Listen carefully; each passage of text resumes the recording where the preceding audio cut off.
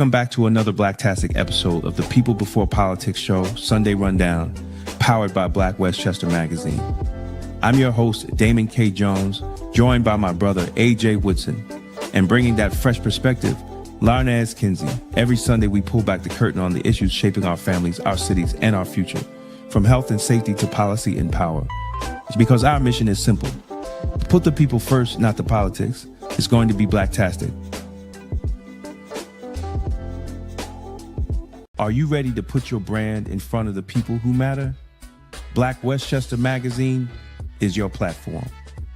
With over 90,000 monthly website readers and more than 250,000 YouTube viewers every month, we give your business unmatched exposure. From email blasts straight to our subscribers, to video commercials, website promotions, and targeted campaigns, we've got the tools to help you connect, engage, and grow. Whether you're a local business, a national brand, a rising entrepreneur, or just promoting an upcoming event, Black Westchester is where culture, community, and commerce meet. Contact us today or scan the QR code and start building with us. Don't just advertise, be part of the movement, be part of Black Westchester, be Blacktastic. Black America first. Yeah, Black America first. Fix the house, fix the fam, let the blessings burst. Got a sweet tooth? Come to Cupcake Cutie Boutique in Mount Vernon, where every day is a reason to celebrate.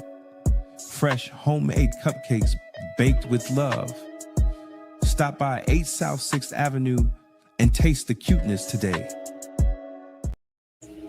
Peace and blessings, everybody.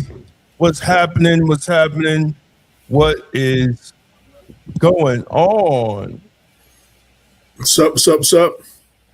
Here we are, another great Sunday. Hope everybody had a good Sunday. I always have a great day. God is so good.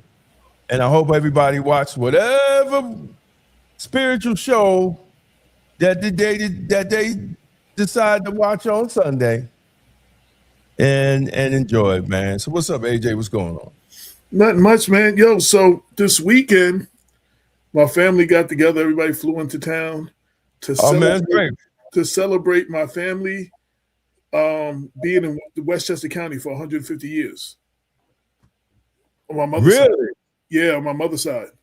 So we went and they did the whole, family tree thing and everybody. So I've seen people flew in from different places and was here. And then the rest of them were watching that they watched it on Zoom because we was live on Zoom. So that was good to see everybody. So I'm probably going to do a little article. So on my mother's side, my family has been in Westchester 150 years this year. So, wow. Congratulations, man. That's a beautiful thing, man. Yeah, Mount Vernon and Rochelle mostly, yeah. Wow. No, that's a beautiful thing, man. You got roots. Yeah. And then I just got a call. So shout out to my man, Archie Snowden. To go by the name of MC Amazing A. He's doing this documentary called The Long Island Legends of Underground Hip Hop. And of course, we're in it. And they had interviewed B Love before, and they had already finished the documentary, but he was like, hey, I got to get you in there. So they extended it 10 minutes and interviewing me for my part tomorrow so they could throw it in there. So I'm like, so I'm doing that tomorrow. So that's going to be a good look, So about all the underground, the people before the records, the people that was doing it for back in the days who really started it out there in that sound in Suffolk County. So, and then, us for our part. So, that's a beautiful thing. So we'll do that tomorrow. Absolutely, man. Absolutely. Man, and thanks to everybody who's been checking out the Substack. Substack starting to bubble. I got a new Substack starting to bubble up. I'm working on my new book, so I'm putting a little. And, it's just a place where, because all of my people that follow me, some people just ain't into politics. I used to be not like that. I wasn't into politics. So, on Substack, I'm an MC. I'm a hip hop head. I'm a big sports fan, mostly the Knicks. You know what I'm saying? I'm a spiritual person. And on Substack, all my different parts of me can all coexist as one. You know what I'm saying? So it's like you might find a little bit of everything on there. You know what I mean? So So definitely check it out on Substack. It's doing a lot of good stuff and on there, and a lot of people are starting to follow it, and I really appreciate it. And subscribe, you know what I'm saying? So, and I got you don't even know. So on your front page it says recommendations page. I got your Substack listed in the recommendations on the side. You could do that? Yeah. Man, yo, dude, I just post and keep it moving, man. I haven't even talked. Yo, go ahead, talk, AJ. Yeah, so I've been reposting some of your stuff. How long we been doing the show? How long we been doing the show? This will be how long has we been doing this damn show? Oh, going on 12 years. Going on 12 years at the same time. Yeah, August will be 12 years. Yeah. Go ahead. Yeah. So, so that's what's up, man. So I shared, this was Sunday. I got a couple of calls, some people going through some stuff. And I shared an old clip of one of a syndicated radio show I used to do, Spiritual Minded. And I did a thing called The Theology of Brokenness, talking about broken and what it means to be broken, when you feel that feel and all that. So it's an inspirational. Join us up in the Substack. You know what I'm saying? Hopefully it inspires the person who originally hit me and anybody else who's just going through it, looking for answers and just don't have it, So I hope it blesses everybody. I used to do this show called Spiritual Minded Radio. The same way like we do Black Westchester, we had a podcast and had an online magazine. You know what I'm saying? So, I after talking to person I was talking to, I remembered this episode I did, and I went and found it and downloaded it and just uploaded it onto a Substack today. So that was my thing today. And check tomorrow. I got a deep dive into the importance of the underrated classic Chico DeBarge album number 3. Long time no see was one that was the dope one. And of all of them, and I break down why that was underrated and how dope that album is, and that drops tomorrow at 7:00, so you can catch that on my Substack. But if you subscribe, you'll see everything when it comes up. So, you'll see a lot of stuff, sports stuff, and everything. My next one act like they knew what they were doing. They didn't got spanked, and they didn't get beat. They beat themselves. Like I stand by that the Knicks can beat anybody in the 7-game series. People ask me, who did I fear the team that would beat the Knicks in the playoffs? And I said, the Knicks. I don't fear no other team. So they played with their food in game 2 and lost the lead and then lost the game. They beat themselves in game 3, but then they act like they knew what they was doing and blew out the Atlanta Hawks in game 4. So which should have been a closeout game. You know what I'm saying? Now they got to play to like 6 or 7 to win this series. But, look like they got back on track, which I'm very happy because if you see on my podcast, on my Substack, I definitely tore them a new one after they lost game 3. Oh, man, I got into them, man. I was like, yo. And David, you know how I do. I tweeted it to all the starting members, to the organization, to everybody that had anything to do with the Knicks, the coach. I tweeted it to all. I hope somebody seen it because I tweeted it to all of them. That's how upset I was, man. I was like, yo, I let them all happen. Wow. Yeah, man. Yeah. I think we're gonna be okay. We play again Tuesday. Yeah, and there's a whole bunch of other stuff going on. I can't remember, but that's what's up. So yeah, it's funny. It's funny that you said that while your phone was ringing and you were on the phone. My phone, and you told me keep talking. My phone just rang twice. My phone just rang. Twice. But I mean, dude. But that's different, though. I mean, I'm like, you know what time it is on Sunday, and you call me. I mean, that's what it is to be married, man. Just it is what it is. Oh, David, I just saw this clip. I meant to send it to you before you get into it. So a woman took her husband to one of them TV court shows for wanting to have sex too much. He wants to have sex 3 times a day. She wants to have it maybe once or twice a week. You know what I'm saying? And she was trying to get the judge to rule in her favor that she didn't have to have sex that much. I was like, yo. No, first of all, first off, it was the craziest thing. clearly she married him. He was doing it. Right. Like, but the judge, she was a female judge. She was like, she said something. She's like, before I go further, just for clear, I handle my business in my house. So like she said that. She was like ain't no problems over here. Like, you know what I'm saying? And then she went into the whole thing and recommended they get some. But you know, the breaking it down, the last thing when she finally got down to everything, the wife, she said, what do you want from your husband? And what do you want from your marriage? And she said to feel whole, to be fixed. She said, you do understand your husband can't fix you, right? Like you have to fix you. right. No matter what your husband does for you. And then she told him too. She was like, yo, you got a good man. And I'm trying to, she said, I'm a preacher's wife, so I'm trying to watch my words. She said, but you gonna mess around and some other woman gonna take your husband.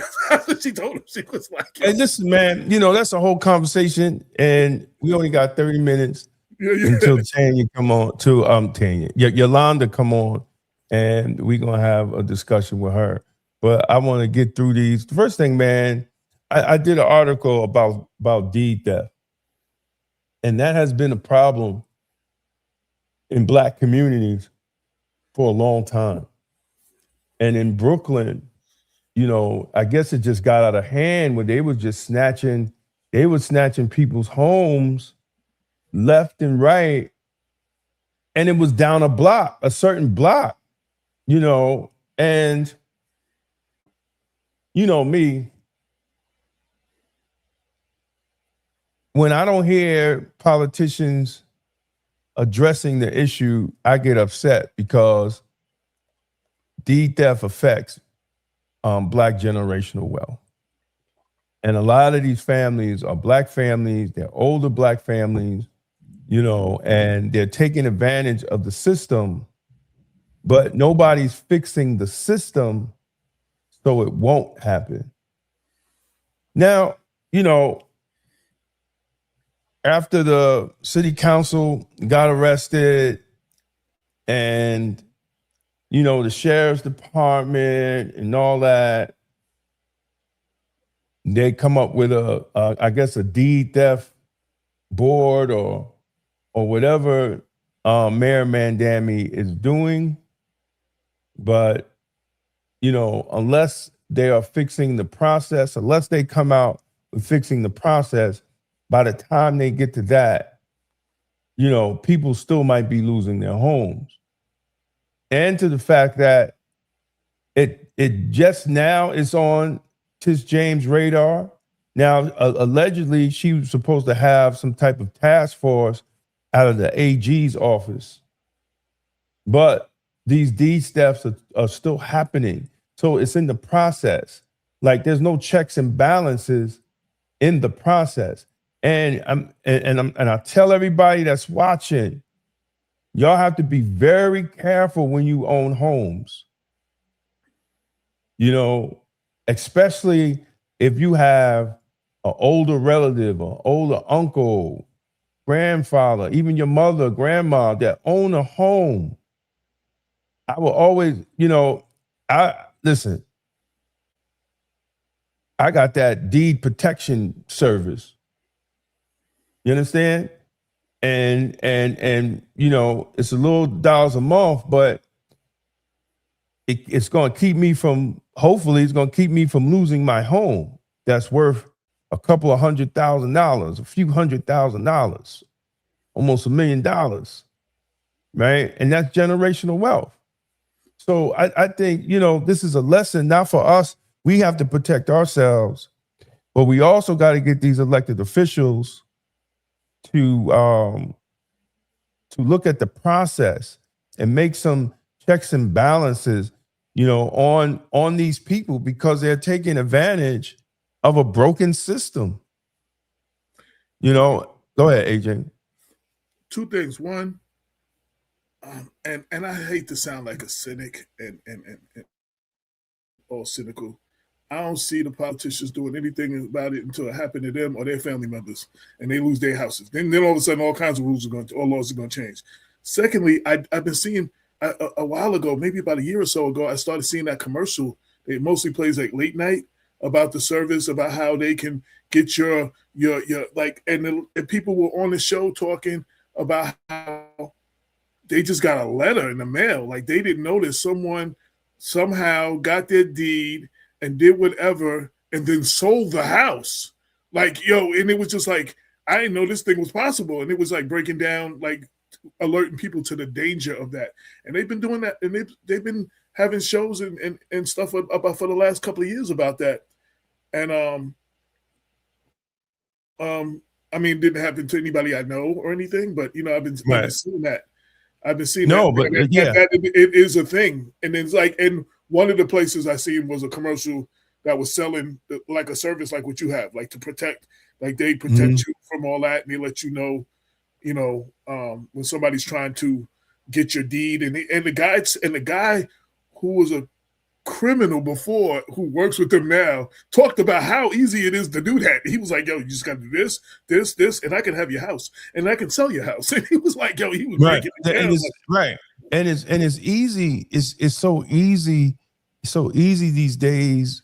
With technology, and then seniors are so, like, I used to always tell my mother, if someone calls you and they ask you for information, tell them to call me.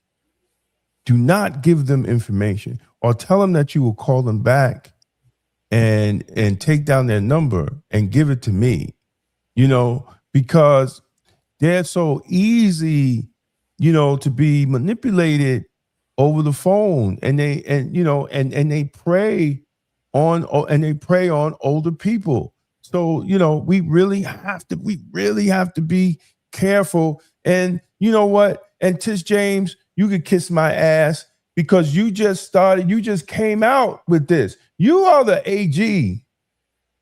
You should have been on this a long time ago. Now you want to be in front of the camera talking about you going to do something. See, we gotta stop falling for the okie doke, black people, when these politicians just want to come out for the camera and they're not doing no work. There should be automatic policies from the New York State Attorney General on deed theft. There should be automatic recommendations to I guess the clerk's office. You deal with the clerk's office, right? Whether it's local, county, right? On deed protection. We haven't seen anything but talk. And the only reason why I got to that point is because that city council member got caught up and got arrested.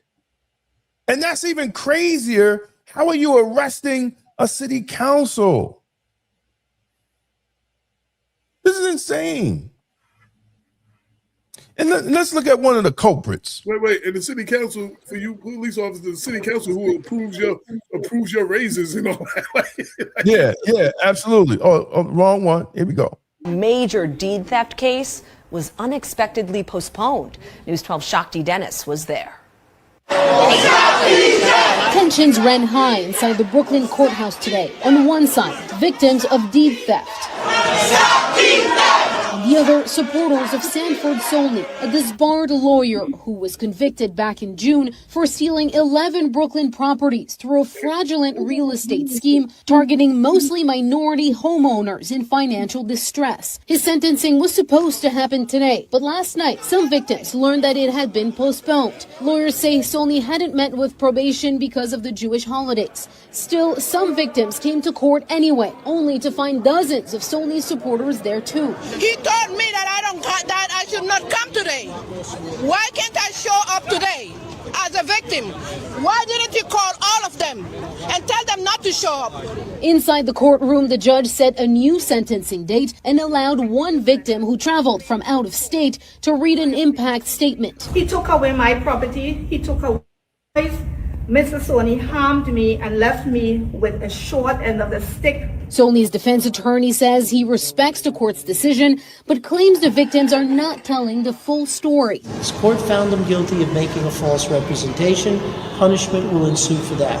But this persistent notion that all of these individuals were hapless, unknowing, unintelligent individuals is just wrong. Victims and advocates say they're frustrated by how long the case has dragged on. Some are still fighting to keep their property. It destroyed our lives.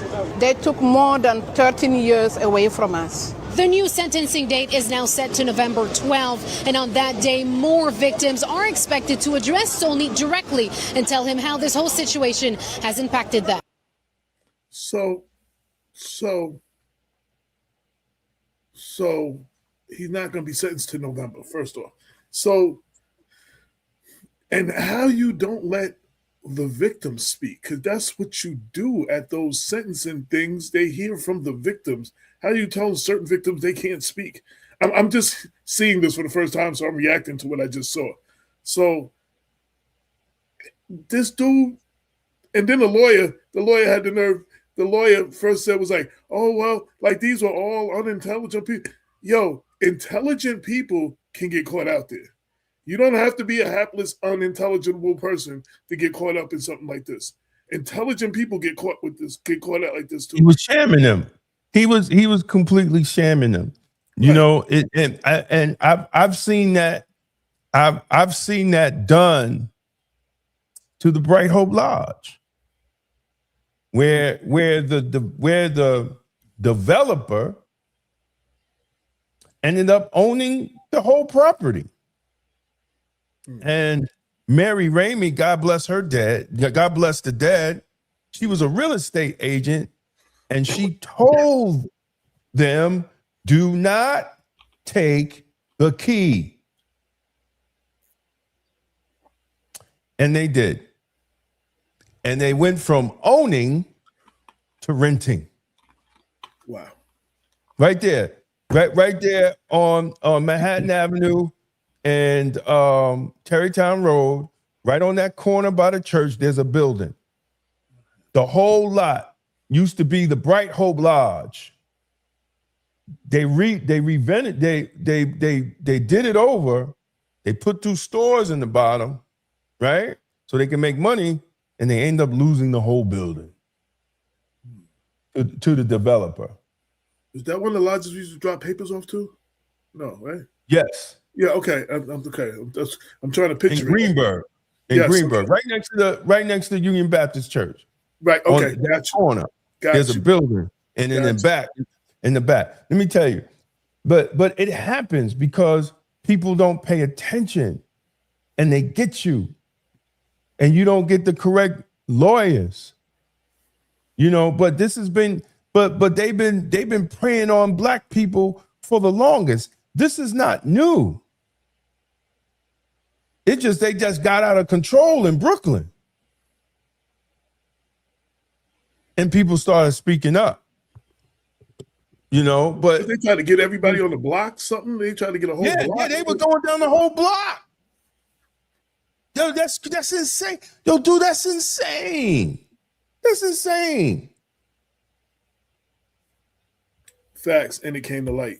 Oh, yeah, and it came to light. But this been going on in the Black community. Ain't nobody been saying nothing. Tish James ain't been saying nothing until now because it's newsworthy. We gotta stop being fooled by a lot of these Black Negro politicians. Yeah, I heard that was going on out there. Oh yeah, I don't know too much about it, but I heard something like that. Yeah, tomorrow at 8:00, we're having Chicago Flip Red. They started because they tried to steal one of the founders' property. And even knocked the building down. And she's still fighting. That's how the organization got started. And then it went into all the other stuff, the foolishness that the mayor's doing and stuff like that. But originally because they took her mother's property. That's crazy. Yeah, absolutely, it's national. See, these are the things that Black people need to start standing on when we're voting for politicians, and not be scared to reject some of these politicians. You know, without us and others, a lot of times the black community doesn't know what's going on. But you know who knows what's going on? The politicians know what's going on. You understand what I'm saying? Like the politicians. Yeah, but if you don't question them on it, they're not going to talk about it. Right, right. So they rely. Some people don't even know to question. Like everybody, I'm sure that there's somebody right now hearing about this for the first time that never heard about this. No, You understand what I'm exactly. saying? Yeah. No, and no, the mainstream media is power. not doing is not doing regular stories and covering it up. I mean, exposing it. So without us doing stuff like this, there are people that still will not know and don't know that this is going on. They don't even know to look out for this. You know what I'm saying? To question the politicians because they don't know this is a thing. You know, Right. It didn't happen to them. It didn't happen to nobody they knows. They ain't hear about it on the news, so they don't know it's existing. They don't even know it happens. Right. So, all I'm saying, if you own a house, please get one of those title protection plans to protect yourself. Because, and I see it's out commercials, so there. they're easy to find. They're easy to find. They just Google. I mean, it's just Google. Please get that because they're out here and they're taking advantage. And because it's black people, mainstream media is not talking about it, and they're not making it a big deal. So I also want to say, so when you Google, look up a couple of them. Wow. And find out what they offer. What do you get? What are you protected under? Because I'm sure there's probably a couple of those that are scams too. You know what I'm saying? They take your money. You know what I'm saying? So find out what, like call more than one and find out what they offer, what kind of protection they offer for what you're paying for, so that you make sure that you're straight and make sure you get everything in writing. Everything that they say they're gonna do, make sure they get it in writing. So it's not like, so you protect it. Right. All right, we're gonna jump on. Miss Jackson had left her mom's property, had deed and will to prove it, and they are still trying to steal the property. Yeah, it's crazy. Let's get back. Everybody, they tried to kill the president last night. I'm not laughing that they tried to kill the president. I'm just laughing because it's just the backlash and whatever. So for those who don't know, they had the National Press Club. The White House press correspondence dinner. Right, but it was sponsored by the National Press Club, right? It wasn't sponsored by the White House. No, but it's called the White House. And a guy ran up in there, and I don't know what he tried to do, but here's the president, and they're just going to show you some video of the guy running up in there and getting shot. He just unified. I saw a room that was just totally unified. It was in one way, very beautiful, a very beautiful thing to see. A man charged a security checkpoint armed with multiple weapons, and he was taken down by some very brave members of Secret Service, and they acted very quickly and have just released, for purposes of transparency, clarity, I've ordered it to be put out. You probably have it by now. Put out on Truth and put out on many other platforms. A tape showing the violence of this thug that attacked our Constitution, and also showing how quickly Secret Service look how fast. acted on our country's behalf. Really did a great job. One officer was shot, but saved by the fact that he was wearing obviously a very good bulletproof vest. He was shot from very close distance with a very powerful gun, and the vest did the job. I just spoke to the officer, and he's doing great. He's in great shape. He is has very high spirits, and we told him we love him and respect him, and he's a very proud guy. He's very proud of what he does, Secret Service. So, yeah, that's crazy.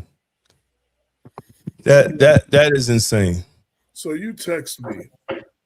I'm at the bar watching the game with a bunch of people, and I'm like, yo, somebody got shot at the correspondent. I'm reading what they said, and because it's press and all the media and everything, they were like, oh, it wasn't Jimmy Kimmel, was it? Jimmy Kimmel? Because they were like, so there was jokes about but here's the thing: the press.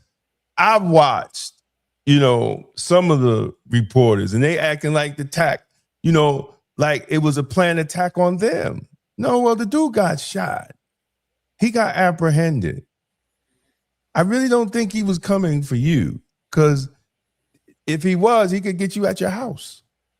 Get you coming out, get you coming in. Exactly. So they're starting to twist this. Look, and I say it, people might get mad. I really don't care. Every president got assassinated is because somebody didn't want them to do something internationally.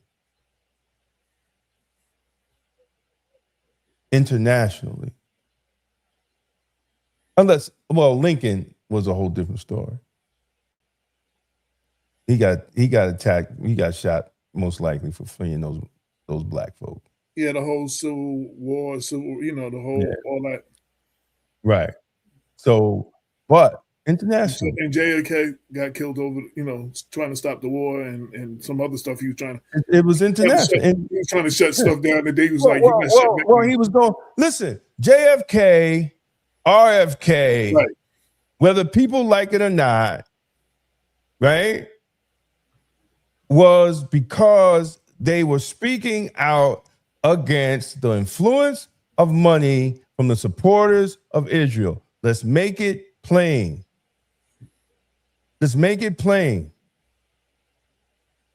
And then because at that time, RFK wanted them to register as foreign agents or something like that. As foreign agents. And they never had to do that before. And they never had to do it.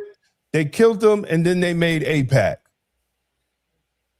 Right after that. AIPAC is the baby of the organization that they wanted to register as a foreign agent. So we have to understand. It says the shooter is a photo with an IDF sweatshirt on. So Israel hit. I don't know. It could be an Israel hit. You never know. How did you see that in the video? Because he was moving too fast for me to see. No, there's pictures of him. Okay. I would say he was moving so fast. I ain't see nothing but a blur. Exactly. Yo, son. Yo, that was when I first saw the video. I was like, Jesus, what is it, a track star? Because how did they shoot him? Yo, he ran in there so fast. He was gone. Nobody knew what was going on. It was just people were like, "Wait, what happened? What? Wait." What? Yeah. It took people. Even if you see Trump's face when they were trying to get him to go, he didn't know what was going on. He was like, "No, because it happened at the entrance in the lobby." Yeah. So, but if you listen to with the audio, you can hear the gunshots, right? Over all the noise, you can hear. Some people don't know what gunshots are, so they just eating and. But if you understand what gunshots is, you'd be like, yo, that sounds like gunshots, man. Yeah, but with all that noise and people talking and everything, and then it might have been some music playing or something. If it wasn't in the room they were in, there's probably right. No, but some people don't know what gunshots sound like. Oh yeah. Like some people really never been to a firing range and don't hear gunshots all the time. So even if you're sitting there and the noise, you'll hear it. Huh? I'm sorry, I was about to say I lived on the south side of Mount Vernon. I ain't been to a gun range, but I know what a gunshot sound like. I'm sorry. I know that's not funny. I know that's not funny. Unless you live in Mount Vernon. I shouldn't have said that. But I'm not saying all Mount Vernon. I was saying where I lived on the South 7th Avenue, boy. You heard him. What Secret Service had the same detail on the president as when they shot at in Butler? They are they're loyal to the Obama and Bushes. You never know. Listen, you never know. Because see, the mainstream media is not going to talk about none of that. But I don't think anybody in the Secret Service after what happened out there with him actually getting shot, and they didn't do their perimeter correctly, because it was no way that building should not have been secure. That's one of the first things, and the first things they do is they look at all the tall buildings and they clear the buildings, and then they make it where you can't go up in any of the buildings. Like, that is the first thing they do, and they do it in advance. The advanced team does that, like, before he even gets there. Like, they do all of that. So that person should have never. Somebody let him up, because he shouldn't have been able to get up there. There's a picture online of the guy. He's wearing an IDF sweatshirt on. Other be assassination attempt was Netanyahu. Well, hey, listen, I don't know. I can't speak. We can't speak. I can't speak intelligently to that because I don't know. But that's interesting. Yeah. All right, we're gonna jump into our last story. Go ahead. We're gonna jump into our last story before we get into our guests. I see you in the green room, Yolanda. I see you. So the next story is the Southern Poverty Law Center, and let's just watch the video. Good afternoon.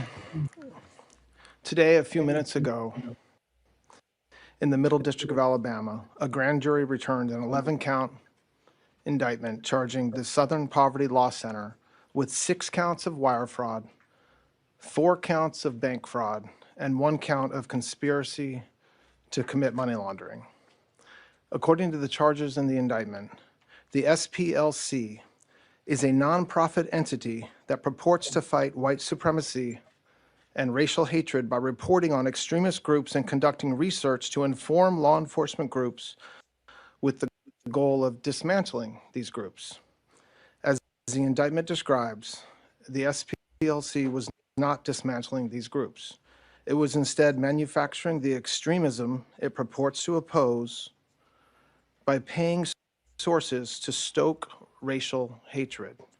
The indictment describes this conduct in detail, but one troubling example is that the SPLC was paying a member of the leadership group that planned the Unite the Right protest in Charlottesville, Virginia in 2017 that resulted in the death of 1 person and injured dozens more. This particular person being paid by the SPLC allegedly received approximately $270,000 over the course of 8 years.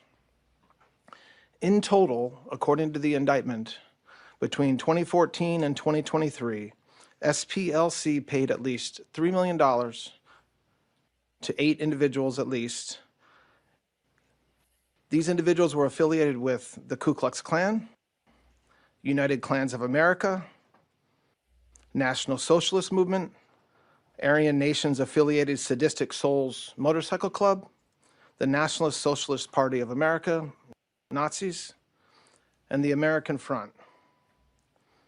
Now, as the indictment lays out, after SPLC paid members of these extremist groups, it created work product that reported on these activities that the members participated in or contributed to.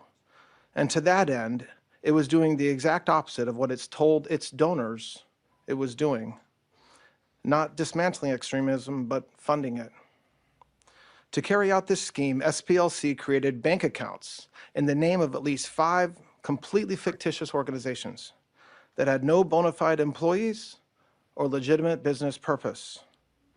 The money was passed from SPLC to one sham account to a second sham account and then loaded onto prepaid cards to give to the members of the extremist groups. This was designed to shield the source of those funds, and because of this, SPLC is also charged with 1 count, as I said earlier, of conspiracy to commit money laundering. In conclusion, I want to thank the acting U.S. Attorney in the Middle District of Alabama, Kevin Davidson, who's in his district right now and not able to be with us, for bringing this important case, along with the FBI team in Alabama for their hard work. All right. For the sake of time, that's amazing. So the pushback, what people are saying is that these white supremacists were informants for the Southern Poverty Law Center.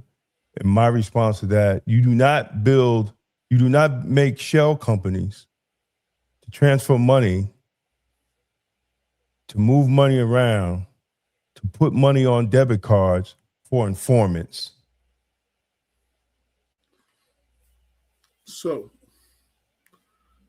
we're not gonna we're not gonna belabor this because we have a guest. Right. All I'm gonna tell is our audience is, like everything else, these are accusations until they're proven guilty. They got to prove this case in court. The truth will come out, regardless of what it is. The truth will come out. You know. Well, you know, I see. Here's the problem I have, and we're gonna get it. Is that the Southern Poverty Law Center is the go-to people for all the racist stuff. What's racist? What's not racist? What's anti-Semitic? What's not anti-Semitic? What's this and what's that? Like they're the gold standard, right? They're the ones that went after Minister Farrakhan and said that he was racist and all this other crazy stuff. When Minister Farrakhan has done more work in the Black community than a lot of organizations out there, and has changed people's lives in a lot of organizations out there. And when you're talking wire fraud and you're talking all that, you're talking paper trail. Right. You're talking you're talking paper trail. You ain't talking we think. They got a proven, well, they got the bank accounts. They got they came after the Hebrew Israelites too. Yeah. They have called most of the revolutionary and forward-thinking Black organizations that have stood up for Black people racist. So I'm not saying they're guilty. That's all I just said. That's what I said. Right. But I'm saying, you know, God, this is the year of exposure. 2026. This is the year of exposure. And I ended, I said, the truth will come out. And they're going to get exposed. See, we got to start. See, we allow too many organizations that get money from all these other people to influence how we think as Black people. And we don't know who's paying these organizations. How are these people doing all this stuff and ain't got no job? Who's paying for them to go out here and do all this stuff? Yolanda laughing. But you know what? You know what I'm saying? Van Jones and all them. How do you do all this and you ain't got no job? Tamika Mallory, ain't nobody got no damn job. I'm just keeping it 100. I worked 33 years in correction. I got a pension. I've watched y'all do all this stuff and traveling, and you ain't got no job. We better start evaluating a lot of these people that say they are our leaders.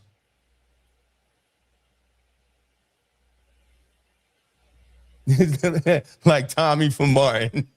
I was gonna say, yeah, you ain't got no damn job, Tommy. I was gonna say that. All right, we're gonna bring in our sister. Hold on, let me set the thing up. That it? Yeah. We're gonna welcome sister. This is my family right here. Yolanda, live church. Welcome to the. Thank you for having me. Yes. Now you got a forum coming up. When is it again? May 2nd, this Saturday. This Saturday. This Saturday. Mm-hmm. And you're talking about mental health. Yes, mental health awareness. Mm-hmm. This is our third year. I was blessed to be on one of the panels. Yes. And we rocked out. We rocked out. We rocked out and had a great time, you know. Yes. So tell me, this is your third year. So tell me the importance of making sure that we have this conversation about mental health. Okay. So I feel that it's very important. Our community needs so much awareness when it comes to mental health. We've shunned it. We don't address things that have happened in our families. You know, back in the day, what happens in the family stays in the family. the church scene, what goes on, we shush everything. And so many people are being hurt on top of hurt, on top of hurt, and then they're hurting their kids, and then their kids is hurting. And we have to address some things. We have to touch on things and say, hey, I was hurt by my uncle. I was hurt by my aunt. Let's talk about this. We don't talk about anything, and it's okay to seek help. And that's my main goal, is to let people know that it's okay to seek help. Let's break that stigma. Let's not say what's going on. Let's be quiet. Let's not talk about it. We're embarrassed. No, let's break that stigma so we can heal. We got to heal in our communities. We got to heal in our families. We need that healing. So we have to continue to break the stigma. So I felt it was important. Of course, I started doing it in my church, the Live Nation Church in Mount Vernon, who my pastor is Bishop Damon Mack, and we've been doing it just amongst ourselves. That was a goal that I wanted to do, to eventually get it out into the community. And we decided, let's just not do it in the church. Let's open it up. Let's just not have it for church members. It's a free event. You don't have to pay. Just need to register so I can get a count, because I'm gonna feed you. You get a little bit of breakfast, you get a little bit of lunch, you go away with a gift bag. Like, I got all kind of things that I'm giving away. I just need people to register, because I don't want to get stuff for 80 people and then 200 show up. So, but of course, we're gonna plan anyway. But I just think it's important for our community, our churches, our families to heal. It's important to break that stigma. We have to, because there's so much pain. I mean, you see it on the TV, you see it on our lives, things that people are going through, and we have to break the stigma. We have to. We got enough going on in society that, you know, we can't address these situations. I think I applaud you for what you're doing, because it's definitely a necessary conversation, and it's definitely a conversation we need in our community, But talk about, you know, I know Damon had said something about this before, and I've seen this before. To like men not thinking, you know, not going to seek help, or their women thinking they're weak for going to get help. Right. You know what I'm saying? Like, and that's like, you know, you got a nice strong man. He knows he wants some stuff. He got to work it out. But you think he's weak or a punk or something, because and when you say that to him, that's going to make him not get help, and your household's not going to be healthy. So I want you to speak to that, because the stigma with men going to do that, like, oh, you know, something, you know, must be weak or something if you get, you know, no. Right. And I'm glad you said that, because first, you're not weak because you're seeking help. You're weak when you don't seek help. That's when you're weak. But you're going out. And I see that a lot. I work at the Guidance Center of Westchester, one of the therapists there, and we don't see many men. And when they do come in, it's like, I don't want to tell anybody that I'm here. Like, why don't you want to tell anybody that you're here? Like, you're trying to better yourself. So I do see this a lot. And I think it's maybe just the way that we've grown up, the way that our parents taught us, because the man is the head of the household, and they feel that if I go say that I'm dealing with issues, I'm dealing with maybe some past trauma in my life, my family might think that I'm weak. But we as women, we also have to support our men to say, honey, babe, boo, whoever you are, go and get therapy. And you know what? I'm going to get therapy too. So I know how to help you when areas are a little bit, you know, if the line is a little bit gray, are you going through something? I know how to talk to you. I know how to address the things that you're going on. We can't say make a man feel less than because you're going to get therapy. That's a great man that's going to get therapy, because he don't want his trauma to fall off on the family. He doesn't want his trauma to fall off on the kids. So I applaud you. Most women should be applauding men that said that they want to get to therapy. And a lot of times what I also see, we don't have a lot of male therapists. Right. Black therapists. And that's black period. Black male or black or just black therapist. Yeah. But what she's saying, that's a problem too, because some men don't want to have this conversation with a woman. They want to they feel more comfortable having the conversation with a man as opposed to, And which is I understand, because some things as a woman I won't know for a man. So some things I can't speak to. I can speak to it clinically and give you, you know, coping skills and what I think that will help you go along the way. But it's nothing like speaking to someone who can say, as a Black man, I know how you feel. Right. But clinically, this is what we can do. Same for a woman. Sometimes a woman don't want to go to a man who's a therapist because there's female things that we want to talk about. But clinically, we all can speak to whatever that issue is, because trauma is trauma, depression is depression. You know, so the clinical piece we can speak to. But I do understand that, and there is a lack of male therapists. It's a lack. Yeah. Why do you think that is? Is it the field they're not going into? They're not getting encouraged to go into, or it's harder for them to get into? What do you? I don't think it's hard, because I know a few. I would say some things might hit home, and then sometimes some people may feel like this is deep. I don't want to go into it. But it's not hard to go, because I know a few Black therapists. It's not hard. It's easy to go to school and take the classes and do it. I don't know if it's the pay, because it's not the greatest pay, but you can get a good pay with it depending where you are. So I'm not really sure why it's like that. I'm starting to see more Black males going to school for social work. I'm starting to see a lot. So in my church, I started this ministry called the Healthy Mind Ministry. And what we do is we speak to those who are in our church to really encourage them to seek therapy. So we'll do like a consultation and talk about therapy and what it looks like. A lot of times I'll do a mental health screening, like the GAD. That's a screening that measures where you are on anxiety. So are you at a 0? Are you at a 15?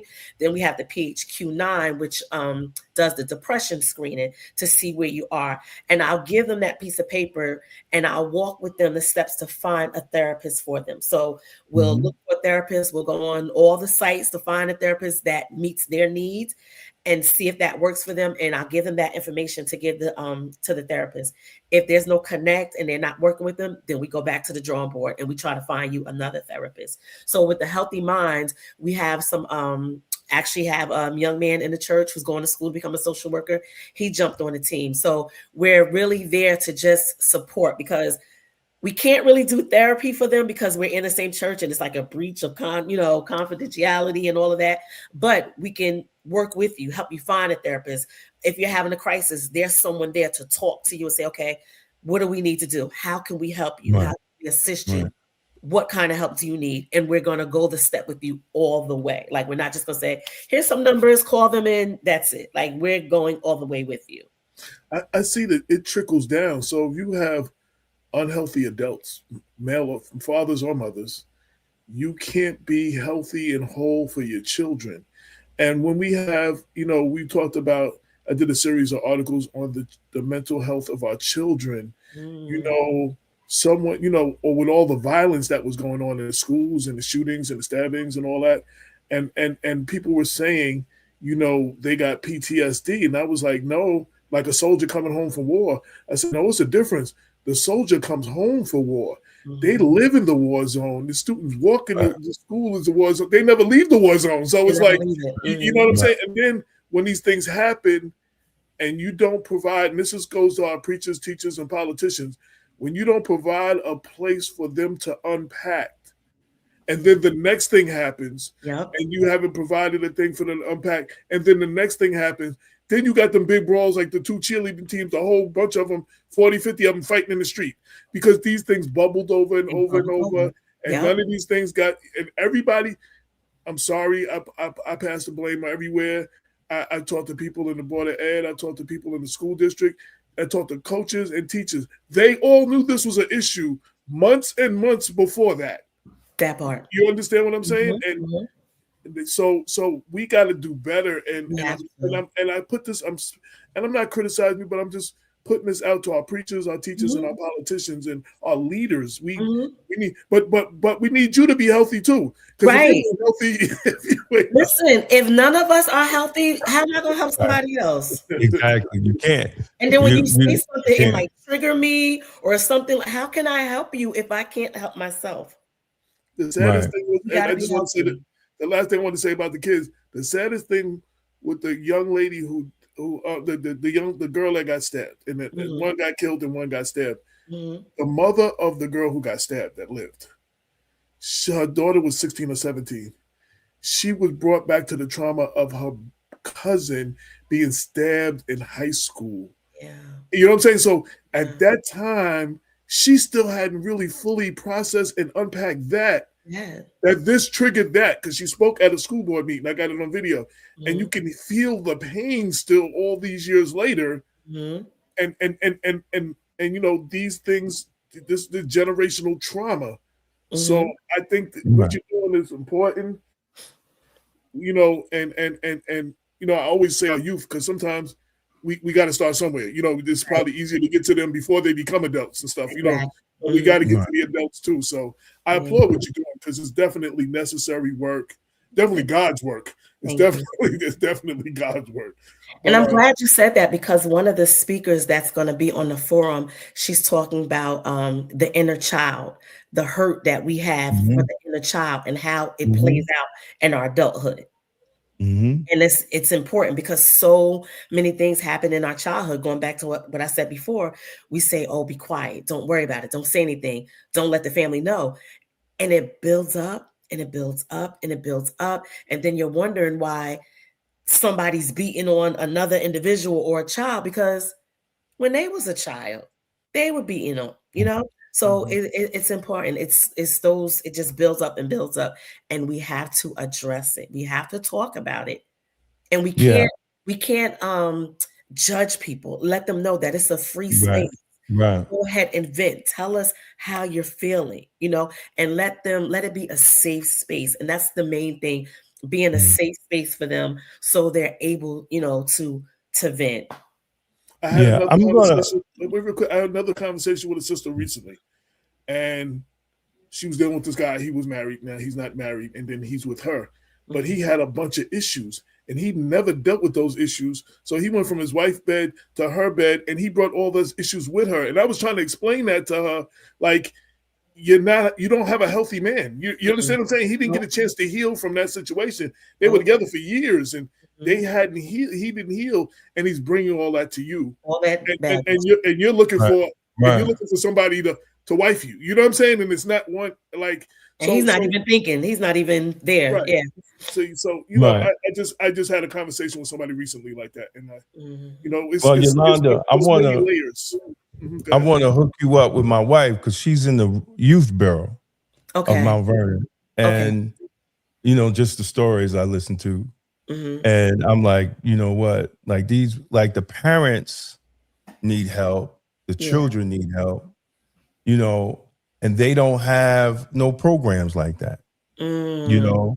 They need, because you know who the kids are, right, but you're not attaching them to a program so that the parents and the children can get the help that they need, that, you know, to heal whatever trauma is going on in the home. You know, I did a story that they found in Westchester 40 runaways in Westchester County, in just one county.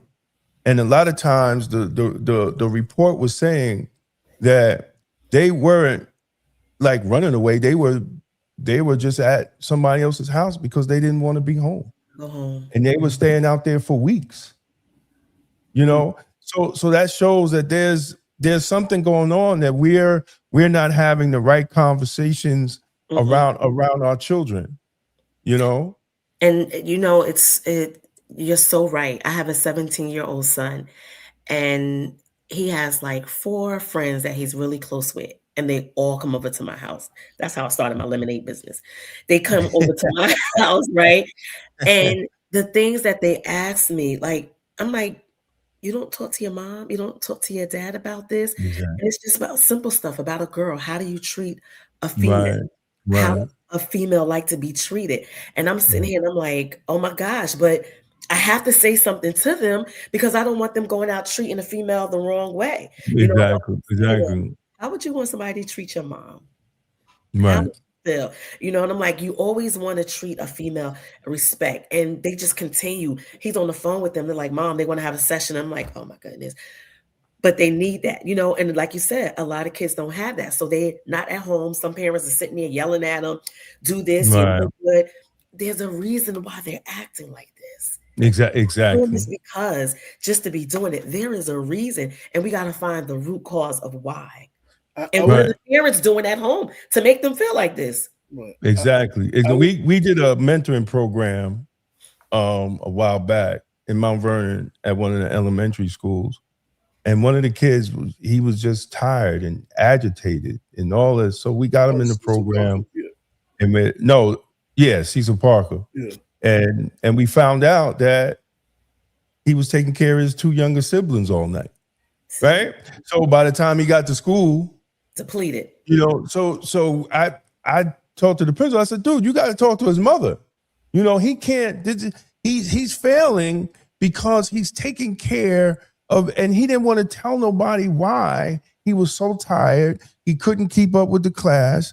You know what I'm saying? He's not doing the homework because he's watching 2 kids. And then you got to talk to the mother. Like, you can't have your son doing this. No, you got to figure it out. You're adult. You're adult. And a lot of times I see a lot of these young kids, the parents have them being adult. Right. A boy husband. Yeah. You know what I'm saying? Like, exactly. They don't have no childhood. No. And we also need more Black folks in these programs, in these county programs, because in my 33 years in correction, I only saw a whole bunch of white people. How do you have a jail that's 75, 80% people of color, and you have white women wanting to talk to them? And then they talk about some stuff, mansplaining. What is that? Yeah. I had to ask her, what are you talking about mansplaining? No, like, what is that? Like, how do y'all talking about mansplaining? What is that? And these are the things that these people come in and we supposed to be fixing our children, and we're just making them worse. I wanted to talk about what you were saying about the kids. I was blessed that my mom, a lot of my friends and my sister's friends who couldn't speak to their mom would come to my house, and my mother would keep it until it was something that she had to share with them. She said, "This is something I can't keep from your parents, but I will be there when you're going to tell your mom, but I will be there with you when you tell them." You know what I'm saying? And so I tried to, when my daughter was growing up, because you got to figure their friends, they spend more time with their friends than anybody else. I wouldn't know who her friends was. I wanted to know what was in their head. I wanted to know who their parents was. I wanted to know, because they have the influence of my daughter, like hours and hours of every day. Like, right. So I wanted to know who her friends was. I wanted that you can bring them over. We have a cookout. That parent, yep. I'm picking their brains, like, trying to see where their heads is at, like, because and people used to laugh when I said that, but no, my daughter spends a significant time. She's grown now, but she spent a significant time with these friends, and if their mind ain't right, and this is who she did, you know what I'm saying? Right. Now you bring it to my daughter. That's a problem. Exactly. We got to check. We got to check the spirits. Like back in the day, remember, like, we all was a community. Even if I see my son's friends on the street and they was somebody, I pull over like, "What you doing?" And they go, "Hi, Mom, I'm not doing." Don't make me follow you, because I'll follow you. Now it's just like, "Oh, I saw so and so, and they was don't let me see you smoking and drinking." Exactly. Yeah. Listen, when I was my whole block had permission to beat my behind for my mother if they saw me doing something crazy, and they told my mother, what I'm saying, and she didn't have any problem with it. And we just got to get back to community. I don't know what happened. I really don't. I don't know what happened to our community. When you provide structure, you'd be surprised. David was talking about the program at Cecil Parker. So I lived around the corner from Cecil Parker. Okay. So we would go there, every Friday, whatever. And 1 or 2 of the kids were coming down the block, and they was with their friends. And I'm sitting on the porch, and they saw me. And he's telling his boys, "Pull your pants up," because he saw me. You know what I'm saying? He's telling them to act a certain way because he saw me. Because he's like, you know what I'm saying? And then he spoke to me. And then I was at IHOP one day with friends and family, and one or two of the kids came up, "Mom, this is the guy from the program," and I got to meet the mother, and and they were hearing about the stuff we did, and that does affect. Like I said, I lived around the corner, so I saw them on the block. I saw them. They had to see me every day, like in their every day, and that's important. Just being present. Sometimes just being present is important, and listening. And I talk, and a friend of mine, she's like this. She does this hip hop. They calls herself a hip hop therapist. She was like, one of the ways she reached the kids, right? This is interesting, Damon. Oh, she said it on our show. We had on the show. So she was like, yo, she couldn't understand what the kids were listening to. But what she did, the music, she printed out the lyrics. When she printed out the lyrics, she read the pain that they was expressing in there. They're telling you what's going on. We just didn't understand it, but you had to print it out because you couldn't understand it on the record. So she printed it out, and that's how she was able to reach a bunch of these kids.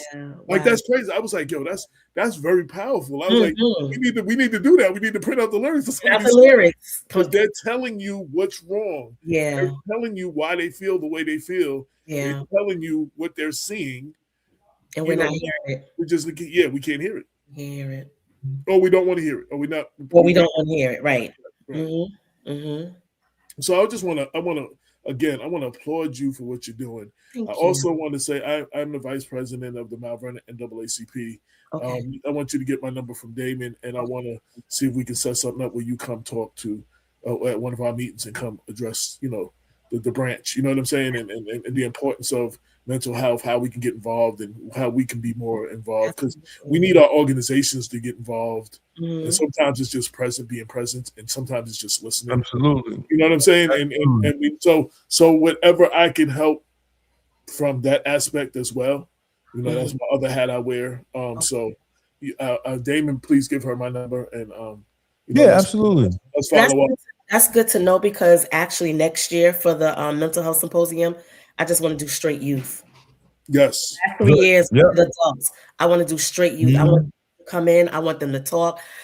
I don't even know if I want adults in there. I just want them to come in there to talk, get a free space, and let's figure out how we can help them. But I just need help with getting the youth there. Youth are no, we'll work that out. You ain't said nothing. Okay. You ain't said nothing. We work that out. We'll figure it out, and get the kids in there. We were trying to do something similar, but the elected officials and they were allowed to be there, but they weren't allowed to speak. So they had to listen to what the kids had to say, no matter what they had to say, no matter what they had to feel. But it was I got resistance from a lot of people in the community of putting this together. We weren't able to pull it off. But I still want to, if I can work with you to pull something like that together, like the elected officials, we should do it. They're just not allowed to speak. Right. They have to come in. They have to sit and listen, because they need to hear what the kids feel. My friend Brenda always says we talk about all these things that's good for the children while they're involving or talking to the children. Yeah. You know what I'm saying? So how we talking about what's best for them? We're not even talking to them and hearing what the we had a youth symposium, and they were talking about putting more basketball courts, and they were asking the kid what they want. Yeah, I didn't know there was so many. This was 2015. I didn't realize there was so many skateboarders and soccer players and stuff. They're not playing basketball. They don't want another basketball court. They want a skate park. You know what I'm saying? But we didn't. But if you don't talk to them, you don't know that. You won't know. Right. So you think you're doing something by putting another basketball program, and none of these kids are playing basketball. And the rest of them are playing soccer. I did that to my son. Oh, play basketball, because all the guys I know play basketball. You got to do football. And he comes and I want to play soccer. And I was like, soccer. Okay, that's what you want to play. I'm gonna be a soccer mom. Go ahead, do it. Exactly. I see at Graham School now, they have a space. There's a basketball court, but they have a thing for soccer. And I go out there because I do a lot of walking, so I walk around the school and I walk through, and I sit there sometimes and I watch. And there's the kids throwing the football around, there's the kids playing basketball, but the soccer area and then the open field, those two areas are always full. Crowded, yep. And it's black kids. It's not like it's not, they're not all Caribbean, they're not all Latino, they're not all white. It's black American kids playing soccer. But again, Mount Vernon's whole thing is we're going to put another basketball hoop up. You know what I'm saying? you're not talking to the kids. You're not talking about what they want. And talk to the kids. Yeah. you can't do what's good for them. And we need programs. Mm-hmm. The programs, first off, too, I want to say to the people that are listening and will watch this later, there are programs, but we need to support them. Yes. Support them, the ones that's doing the work. Right. You need to support them financially. Like sometimes you don't have time. Right. Like you can't give your time, but you can give a couple of dollars. You understand what I'm saying? You have to invest in the people that are invested in our kids. Yes. You know what I'm saying? And if you can, volunteering is more important than money because they need bodies. The kids need, and the last thing is you can't do this just show up every now and then. What these kids need to see is consistency.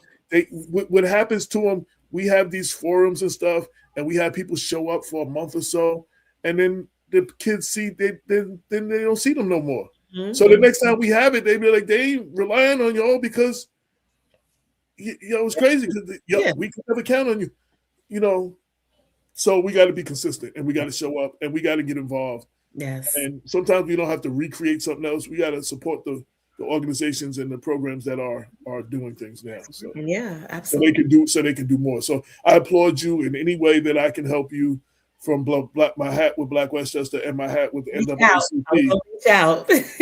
Yes. So, we gonna make it happen. We gonna put it out in the atmosphere, and it's gonna materialize. Yep. We gonna put. And listen. After I get off the show, I'm calling my wife. Say, I know who you could work with.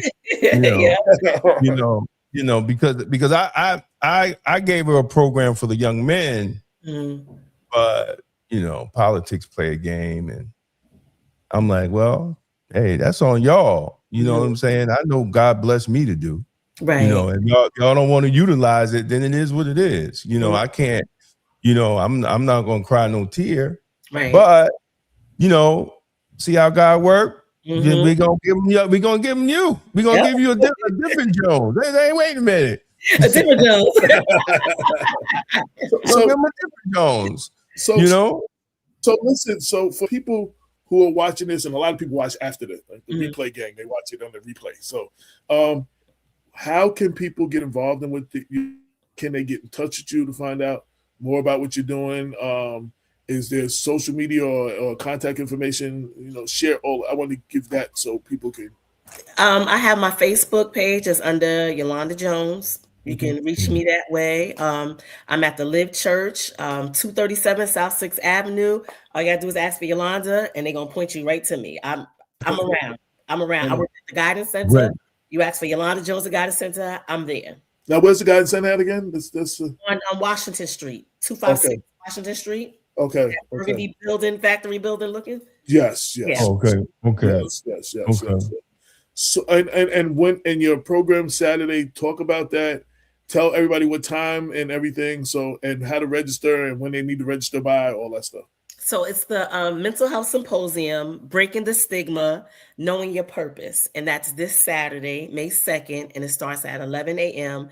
to 3 o'clock. The registration has been closed, but you can just come. You can register at the door. That was just really for a number count, and we hit the mark. We're over 80 people. So now we know what to do. But it's open. Anybody can come. They'll register. We'll take your name, your number, your email, and keep you on the list. So when we have it next year, we can also send it out. So anyone can come. It's open to all. You don't have to worry about register. You can do it there. And make sure you take some pictures. Oh, yes. We're going to take pictures. Send it to us. And we'll put them on the website. So okay, I'll let the media team know. And again, get my number from Damon and remind me on Friday if I can. I will show up. Great. I don't know what I'm doing, but you might have to wait till you might have to remind me on Friday though. Friday. I will be down there. Oh, you will. Yeah, I'm going. There's the rally in front of. I'm going to set things on fire, son. Okay. It's Saturday? On Saturday? Yeah, it's the second. Okay. Jesse Van Loo. It's the second. So what time is the rally? It's the same day. This is at 1. And what time is your thing? 11. It's at 11. Yeah. So I'm gonna come. I'm gonna slide in and slide out. Yeah. Okay. All right. Well, then I'll be up and I'll be at both things. And okay. Yeah. I'm gonna slide. I'm gonna slide in and slide out. We can grab a picture of y'all when y'all come in. Yeah. Absolutely. Okay. Yeah, Well, because sis, thank you as always. Thank you so Thank much you, for fam. having me. This was great. No, anytime. Yes. You know, our door is open. Anytime you want to talk about something, Yes. and you know, tell Bishop you got to come on. We I told him got. the other day, I said, listen, you got an appointment. He's like, all right, I'm coming. I was like, all right. And you tell him AJ said hey, because I see him every now and then, and they'll be like, hey, you know, so yeah, tell him I said what's up. I'll let him know. Yes. I'll let him know. Thank you guys Thank so you. much. No, We're thank gonna you. definitely connect. Thank you. All right. I really to do that youth. It's really been on my heart to do it, but Good. just need some more Good. people to help me with that. Yeah.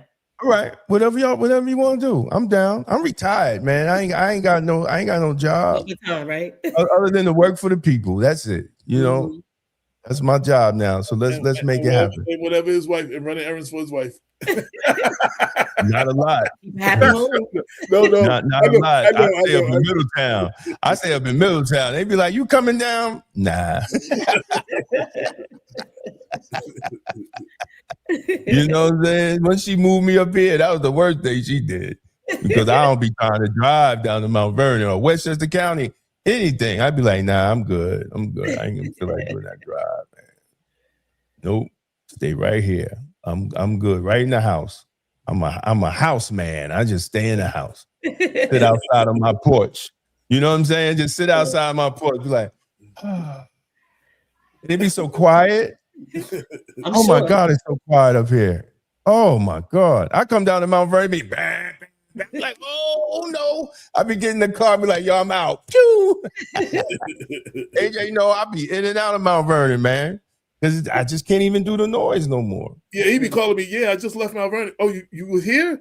I didn't know you was here. Like, yo, dude, why you ain't calling me while you was here? He's like, yo, I just left. Like, I be out, man. Listen, I was supposed to go to Kobe's thing. I rescheduled something, and I was running late. I took a shower, laid my clothes out, did everything. I just said, I just can't do it. I just called Kobe and apologized. but on another note, he was dedicated to come to your thing. He picked me up one day, and we drove up, and we trying to figure out where everybody was, and he had the wrong. I was the wrong day. Remember, I came down there the wrong day. Say it was supposed to be. The Sunday or a day in April. He was there in the day in March, the same day in March. Like, yeah. So we in the parking lot. He's like, man, it's empty. He's calling people. Like, yo, he came. He was making sure he was there. He was there a month early. Then I looked at the flyer. Remember, I text you. Never mind.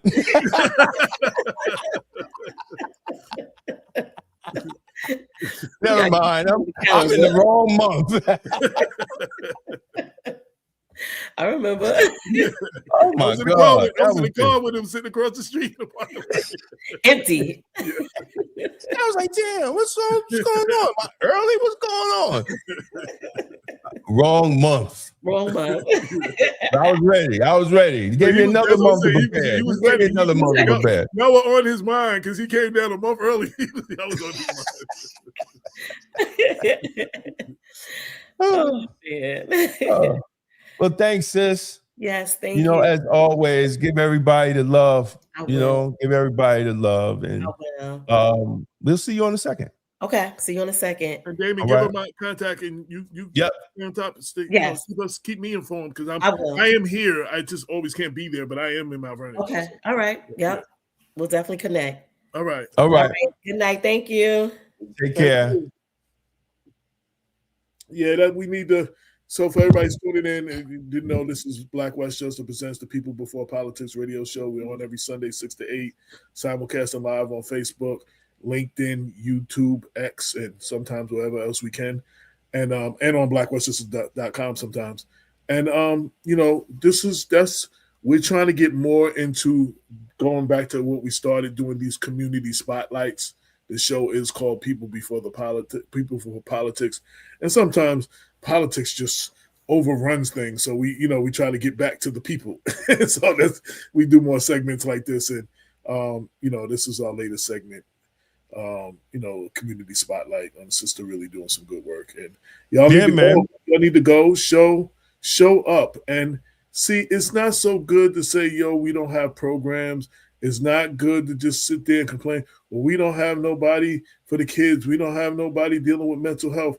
When we bring these issues up to you and we show you that these events are happening, you got to make yourself available. And you can't be everywhere, but you got to show up to some of these things. And you got to support the people that are doing the work. If you can't be there in person and you can't volunteer, small donations go a long way. You got to invest in the people that are investing in the people. You know what I'm saying? So I bang that home every time we do one of these segments. So you can show up Saturday. You can show up Saturday. Show up just to see the work that they're doing. Show up, see how you can get involved. Show up and see how you can support. Show up and bring somebody else. And for mental health, check on. We were talking about seniors being scammed. Check on the seniors in your family, in your community, in your building, and on your block. You know what I'm saying? Check on them. You know what I mean? Check on your family members. There are so many people that are suffering in silence.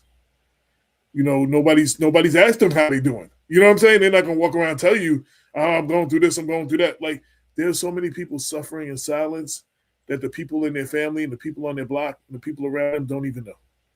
So check on those close to you. Check on them. See how they doing. Check on the family member. Check on the neighbor. Check on the neighbor across the street. Check on the person above you. Did you see every day riding up the elevator in your building? Ask them how they're doing. Absolutely, man. That's about it. Yeah, we call it a day. Now I can go. I can get my walk on early. I didn't do too many steps today. I got to get out and get my walk. The paper's up online, right? So everybody can get the e-paper. Get the e-paper, Black Westchester, new e-paper. Go to blackwestchester.com. We're the life and legacy of Bob Law. Yes. One of the greatest. And you could also go on Westchester. You could also go on Black Westchester YouTube and check out one of the interviews that we did with Bob Law. Tomorrow is Meatless Mondays.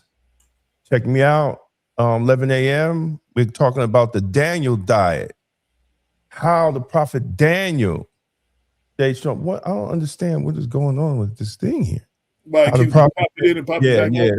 Popping off. We talk about the importance of fruits and vegetables and the example of the prophet Daniel on Meatless Mondays. Also, at 8 o'clock tomorrow, Chicago Flips Red. These sisters out in Chicago is doing their thing. I interviewed them.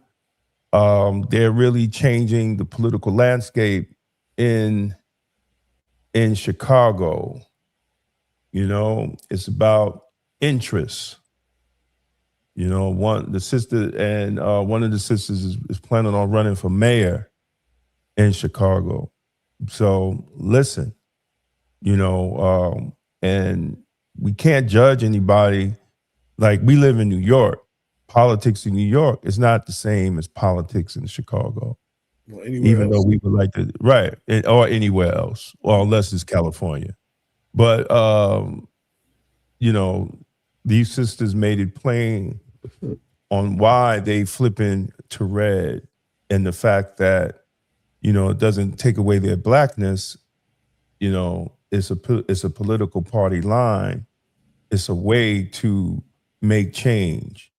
So definitely have, and one of the sisters already, she's been down testifying in Congress on how the legal immigration has affected the Black community in Chicago. And they have been, out there doing their thing and getting resources for the Black community. And very interesting interview. Please check it out. And also, I got a video up talking about Roland Martin, man. This is my second video on Roland, but he put a pastor up, and we cannot allow our struggle, Black America's struggle from slavery, Jim Crow, redlining, and our fight to be recognized as American citizens to be turned into an immigration argument. It's two different things, right? People came here, immigrants came here willingly. We were stolen. Let's just make it clear. We were stolen. So when they talk immigration, they're not talking about Black Americans because we were stolen. Came here against our will. We ain't come here because we were taken against our will. We were stolen people. Right. We were stolen people. That has nothing to do. The 14th Amendment has nothing to do with immigration. It was the right or wrong from the Dred Scott case. So yeah, so I want to speak on that too. So, the fight for Black American descendants of slavery, the fights that we have, all other people have benefited from. And you don't respect, we can't, and then they put pressure on our Black elected officials to combine their issue with our issue. It is not, there are different things that need to be fought for, but what Black American descendants of slavery are fighting for is not, that issue is not the same as anybody else's issue. And you can't combine it with any other issue. It's okay to support what in our fight and want to support other things, but you don't combine it with you can't combine it in our issue. It's just not, it takes away from the fight that Black people have been fighting for in this country. Africans in America have been fighting for in this country forever. It demeans our fight. So we can support you, but you can't combine the issues. And our elected officials need to keep those things separated. You don't see Jewish people putting all those things in their issue combined with the fight that they're fighting. They'll support you, but their fight is their fight. You're not going to support. You're not going to support. And other groups of people are like that. You don't see them combining, but Black people are asked to combine what we're doing with everybody else and to throw that into our stuff, but they don't include us in their stuff. You understand what I'm saying? So let's stop that. Let's stop that. And for our elected officials, you should know better. And if you don't, we should stop supporting you. Well, they don't know better. They AJ, that's the problem. That's it. We need to stop. And as the Black people, we need to stop supporting that. And we don't stand. See, no one, if you don't fight for yourself, if you don't stand up for yourself, all kinds of things are allowed to happen to you and you don't say nothing about it. That's on you. No one's going to do that because it's the right thing to do. And yes, thank you. Everybody needs to like, subscribe, and share. Thank you. We appreciate it, brother. If you like what you see here, one of the other ways that you can support that is free is to like and share and subscribe and leave comments. You know what I'm saying? Those are some of the quickest ways that you can support, and you can show the algorithm and you can show those people out there that you support what Black Westchester and People Before Politics is doing. Leave your comments, subscribe, share this with other people. That is how you can do. Now, of course, financially, you can make donations. You can do what is the super comment, the super thing, the super chat. There's plenty of other ways that you can do that too. But at the bare minimum, you can like, subscribe, share, and leave comments and help this thing grow and continue as we go. Because we've been giving you the news with the Black point of view since 2014. We've been doing this show, giving you real talk for the community since 2014.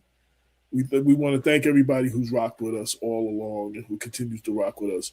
But yes, support the people that are doing the work. Yes. Yeah, and that's something I want to make clear too.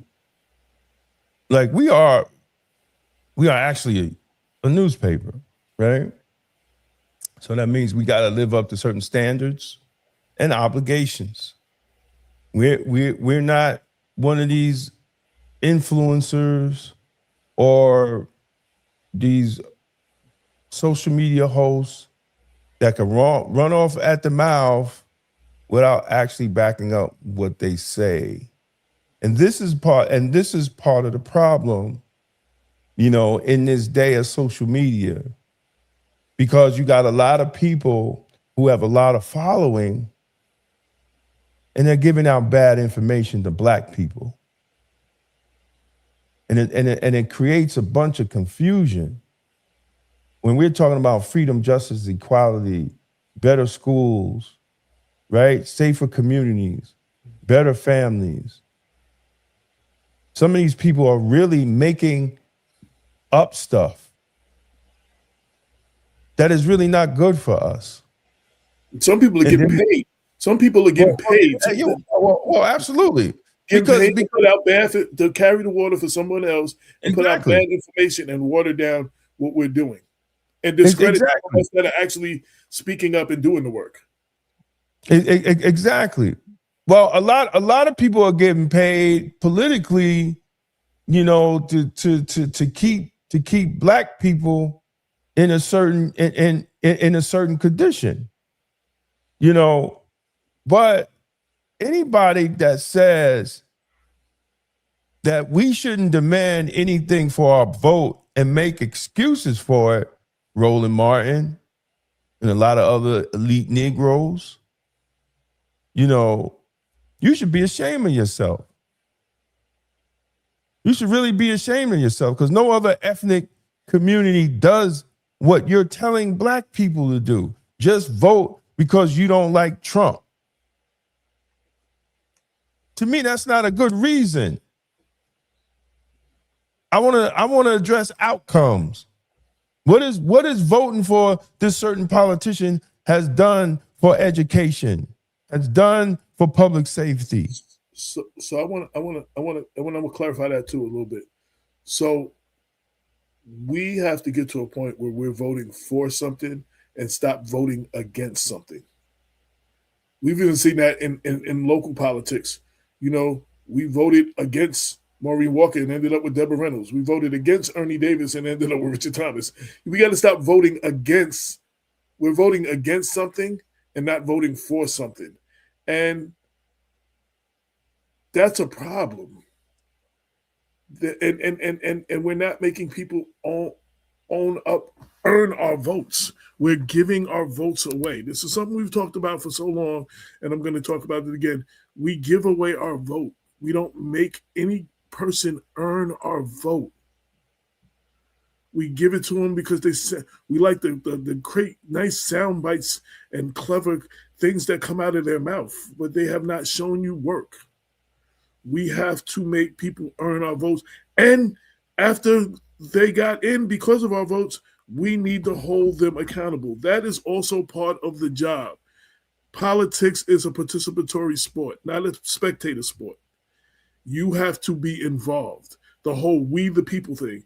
You have to be involved and keep these elected officials on the straight and narrow. Hold their feet to the fire. That is your job and your responsibility as a registered voter, as a town, as a resident, as a homeowner. This is your job.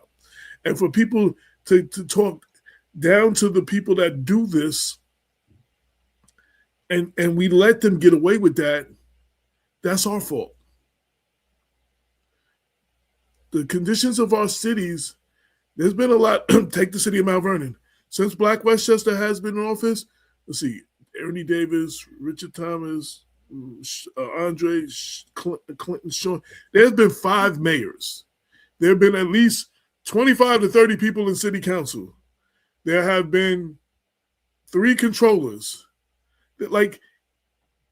There have been several school and school board superintendents, but the condition is still the same. That tells you something. What is the commonality there? You, the people. You have been here for all of this. You have voted for all of this or not voted for all of this. So you have a role to play too. And we have to take our role serious. We have to fight for what it is that we want. I've said this several times. No one has ever gave us as a people something because it was the right thing to do. Everything that we got, we fought for. People died for, people fought for, people bled for, people have been ostracized for, people fought for it. and we have to continue to fight. You know what I'm saying? And that's real. The things we got of people our ancestors fought for. Now we sitting here chilling and leaving a world way worse for our youth. We supposed to fight for this thing for the next generation. The way the generation before that fought for us. But everybody's comfortable now. Everybody's comfortable. You know, they get you with, like, what's that scene in that movie again? Yo, what happened to all the brothers in the struggle? They all got government jobs. You know, like now ain't nobody out there fighting no more. They gave you the government job with some benefits, and now ain't nobody out there fighting no more. Like, yo, so we have to support. And when you don't fight, you leave a vacuum for the people that Damon are talking about to come in and tell you anything, to come in and pretend to be the leaders, to pretend to be media people, pretend to be activists and advocates, you know what I'm saying? Because they got a following on social media. Because you are not stepping up. So go ahead. I'm done. I'm off my soapbox, and I'm done. But you know, and people fought for Black people to get government jobs so they could be the change makers within those government agencies that they're working for. But Negroes just went there and fought for and got pensions and overtime and forgot what Black people fought for them to be in there to do. See, this is why I feel for people, right? But see, when you're supposed to do God's work in those positions and you don't do, God will take it away. That's why Pharaoh has let us go. We did not for 30, 40, no, oh, I'm sorry, for 60 years. See, because I was in the Department of Corrections for 33 years, and none of these punk ass activists say anything about me being a law enforcement officer, because I went out and called the cops racist and then went to work while they went out, called the cops racist and went the fuck home. There's a difference. Wait. Damon, I have to applaud Damon. I have to co-sign with you.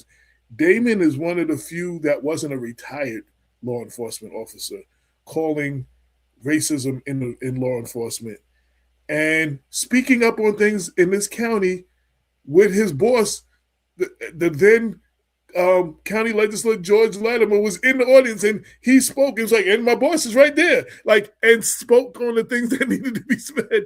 And his boss, who could make a difference, and he not have a job no more, he didn't let that stop them. I understand everybody's not built that way. I do understand, but you got to support the ones that are out there. Yeah, but you know what? It's not about being built. It's understanding your responsibility. Yeah.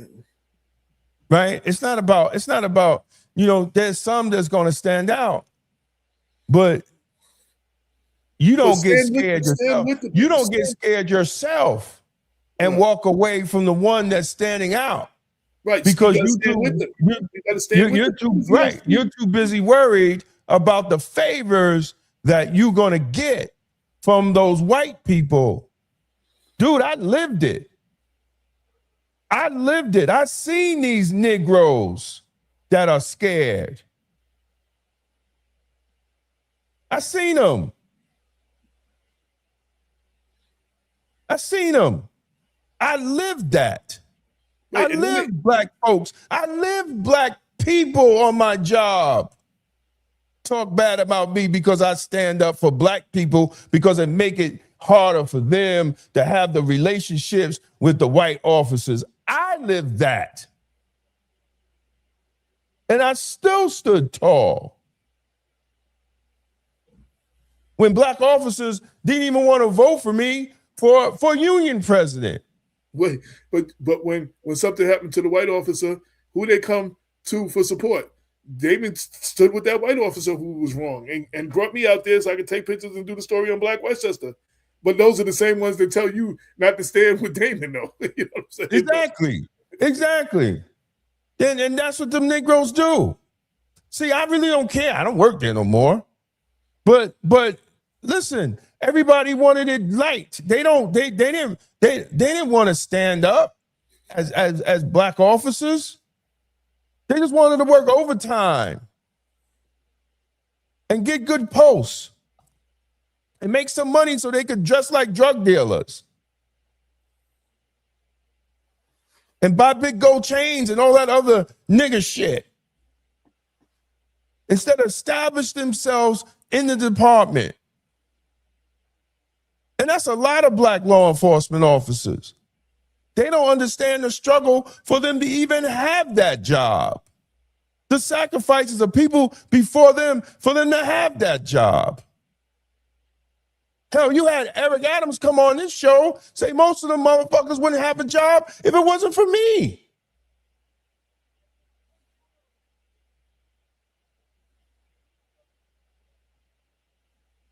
But do I get recognized for that? Absolutely not. But that's okay. That's okay. There's not, listen, and I'm not AJ, Dixon, there's other people. Show me a black law enforcement officer in Westchester County that has done what I done. Wow, from officer to commissioner that has done what I done for black law enforcement in Westchester County, all the way to the United Nations. Show me them. You won't find one. And I'm not trying to sound like I'm somebody. No, I'm humble about it. Because I did the work. When they did the review, the police review of the state over black cops being shot, who did they call from Westchester County?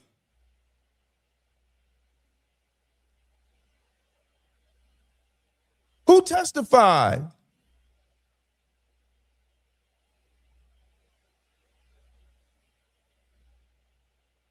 So come on, man. When I spoke at the UN the first time to be interviewed, the second time they had me help write the report. Went to Geneva, all the way to Geneva. Exactly, twice. Blacks in law enforcement and Black Westchester was on that report.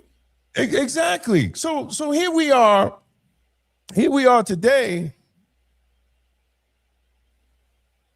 I don't know. Oh, I swear to God.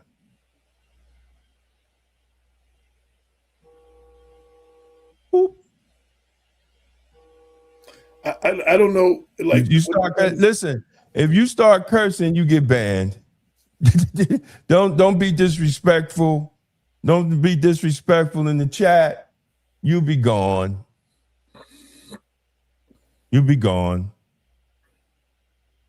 So we coming to the close of the show, because we didn't said all of this before, and we exactly we didn't said this, and we're not going to keep repeating it over and over for the next half an hour. But this is Black Westchester Presents the People Before Politics radio show, every Saturday night, 6 to 8. And I'm sorry if anybody offended. I said a couple of curse words. But I mean, it is what it is. I had to get it out of my chest, and it is what it is because I had to make it plain. No, I'm stopping because you're bringing up a bunch of stuff that makes me want to. We'll be here for another 2 hours, so I'm gonna stop before because there's some stuff I need to say. I want to say too, but thank you for tuning in to another episode of Black Westchester Presents People Before Politics. I'm AJ Woodson. A partner in crime, Damon K. Jones. Shout out to our sister Lanez, who, you know what I'm saying, had some car trouble. She couldn't be here. She'll be back. Yeah. Hope you got home safe, Lanez. Yeah. I'm going to call her and check on her because I didn't hear from her yet. Make sure she got home safe. But, yeah, man, and check out blackwestchester.com. Make sure you check out our Substacks. Follow us on social media. And, make sure we do this to create this platform to give y'all a voice as well. So make sure y'all comment. You know what I'm saying? Make sure y'all share. And until next week, man. Peace.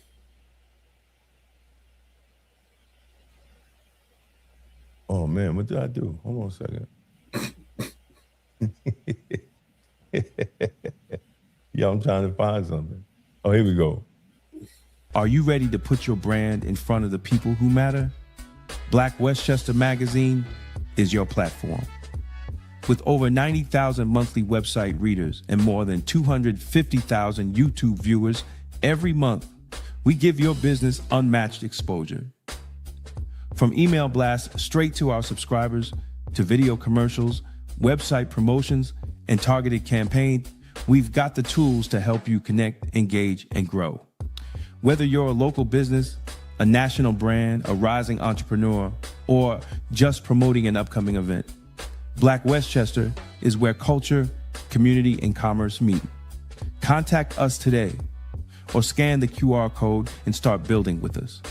Don't just advertise, be part of the movement, be part of Black Westchester, be Blacktastic. Black America first. Yeah, Black America first. Fix the house, fix the fam, let the blessings burst. Own the land, own the plan, put the people to work, no more mule moves, Black America first.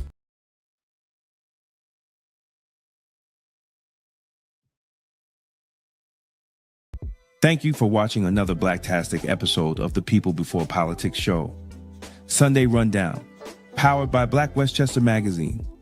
We appreciate every single one of you who tuned in, commented, shared the stream, and joined the conversation. Your support is the reason independent Black media continues to thrive and speak truth without fear. Every week, we show up to bring clarity, accountability, and real community insight to the stories that matter. And you show up with us.